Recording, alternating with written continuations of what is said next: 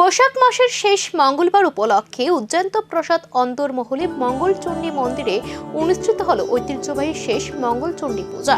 সকাল থেকেই মন্দিরে ভক্তদের দীর্ঘ লাইন লক্ষ্য করা যায়।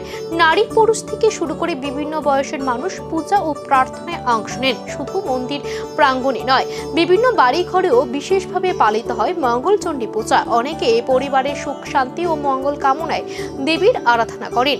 পূজাকে ঘিরে গোটা এলাকায় এক ভক্তিময় পরিবেশ সৃষ্টি হয়।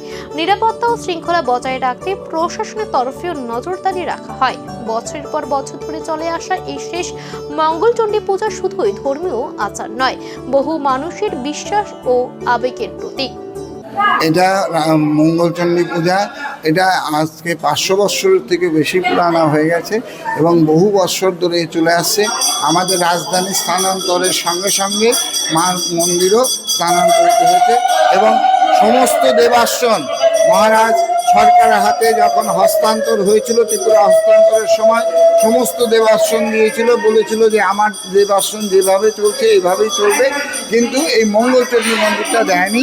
উনি ওটাকে নিজের হিসেবে রেখে দিয়েছিলেন এবং সময় বদলালেও দেবীর প্রতি এই অটুট আস্থা ভবিষ্যতে কি একইভাবে বজায় থাকবে, সেই প্রশ্ন যেন নতুন করে মনে করিয়ে দিল আজকের এই ভক্ত সমাগম।